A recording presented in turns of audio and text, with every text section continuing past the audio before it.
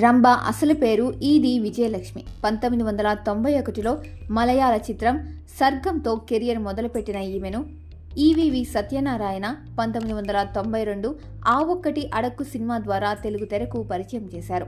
ఆ ఒక్క సినిమాతో ఓవర్ నైట్ స్టార్ అయిపోయారు రంభ. ఆ తర్వాత వెనుతిరిగి చూసుకోలేదు. సుమారు 20 ఏళ్ల కెరియర్లో తెలుగు, తమిళం, కన్నడ, మలయాళం, హిందీ, బెంగాలీ ఇలా దాదాపు 8 భాషల్లో 100కు పైగా చిత్రాల్లో నటించి రికార్డు సృష్టించారు. ఆమె కెరియర్లో అల్లుడా మజాకా, హిట్లర్, భైరవ ద్వీపం, బావగారు బాగున్నారా, బొంబాయి ప్రియుడు వంటి చిత్రాలు ఎవర్ గ్రీన్ హిట్లుగా నిలిచాయి.